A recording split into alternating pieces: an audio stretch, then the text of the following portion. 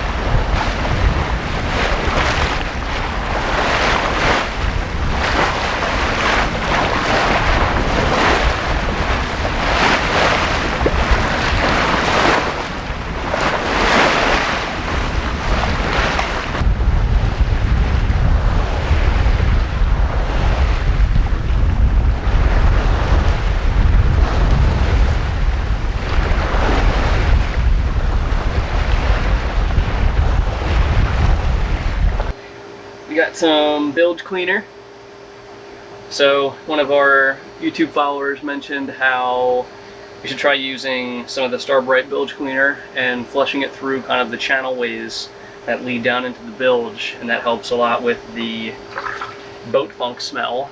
So currently we're basically just taking it and funneling it through different channel ways that go to the bilge. So we've done it here, we did it in the bathroom, and we've also done it back in the aft cabin through the connection, or the hole where the wires go through for the engine. So we're probably about halfway through this bucket. We filled up maybe about like a fifth of the one of the big jugs of it, and we're just kind of doing it slowly. Supposed to let it sit for a little bit, let it break up the sludge, and then you just pump it out like normal. So we're hoping it helps. Alright, today is July 14th. Haven't been working on a lot of boat projects recently because we've been super busy, but today I am finishing up some of the wiring for my clean 12 volt panel. So, quick recap, we have the dirty 12 volts coming in from the battery. which is going to be this wire here. So that voltage can fluctuate anywhere between 11 point something up to 14 if it's on the charger. But for devices that are super sensitive to voltage fluctuations, I have essentially a buck converter which takes in that voltage and will normalize it to a very clean 12 volts. So I already have the panel itself wired up. You can see these are the cables here that run to the 12 volt out. And then here we just have the quote-unquote dirty 12 volt in. So I just went ahead and put on the first heat shrink tube, and while that one cools off, go ahead and do the second.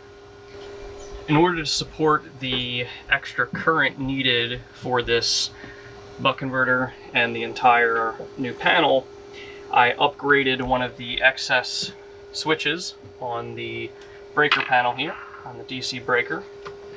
I go ahead and bring this up. You can see the breaker panel switches there, and you might notice how that one actually now has a current rating on the exterior. And that's because it is a new Blue Sea Systems breaker. And with the new design of their new breakers, they actually show the maximum current on both the outside of the breaker and then also on the rear of the breaker. And for reference, you can see the old breakers in there only show in there's a 15 amp, but it's upside down. So you'll see the new one there actually has a dark colored sticker. You can see the 15 amp down inside there. So I upgraded that just to support the extra current that potentially might be drawing from the multiple items on this switch panel. I also found out that our Torqeedo battery has both a 12 volt input and also supports actually a 24 volt input. So at both of those inputs, it will take in about 4.2 amps or so. So in order to quote unquote use fast charging, which is still relatively slow with the Torqeedo, for fast charging you want to bring that up to 24 volts. So I actually have another buck converter here to take the 12 volts, the clean 12 volts, which just requires a clean 12 volt in, up to a clean 24 volt. And his sole purpose is to charge our Torqeedo battery at a relatively fast pace. Cuts the time in half. There we have it. We've got the 12 volt buck converter hooked up. We've got the outgoing clean 12, the incoming dirty 12. This connects down and comes through this little outlet in the wiring wall and breaks off. We've got one wire going to our ground, and then we have the other one, positive lead up here, going to the new breaker. So you can see over here now, I already turned on the switch, or the breaker switch. You can see all of our switches work. Now these aren't hooked up to anything right now, but they will be in the near future. Now this kind of opens the segue for hooking up a lot of other more household 12 volt items, and also means we can run those household items while we're at anchor and not have to worry about the losses converting to AC power. So for instance, if we were to plug something into a inverter, it would go from DC to AC and then back from AC to DC, just when in reality all we needed was some clean 12 volts. One of the nice things about this buck converter, and pretty much any buck converter you find online, is that they have a very low power consumption on standby. So even if they're on and not consuming any power or converting any power, they essentially consume little to no power. That's not even really measurable. So sorry for the shaky camera. I'm trying to hold this with one hand while I flip the switch, but we have our battery monitor there, and we have the battery charger off right now. So we're drawing exactly 4.14 amps. Now if I go ahead and flip on the buck converter, you see it goes up real quick for a second just to fill the capacitors, and then now we're down to 4.16, 4.17. Turn it off, 4.14, turn it on, 4.16. So it uses about 0.02 amps on standby mode when there's no load, which is essentially zero in my opinion. Pretty much negligible.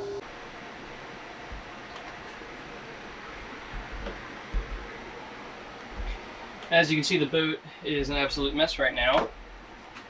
Turns out that the HVAC system, which I just went ahead and turned off, we added in a almost a HEPA filter.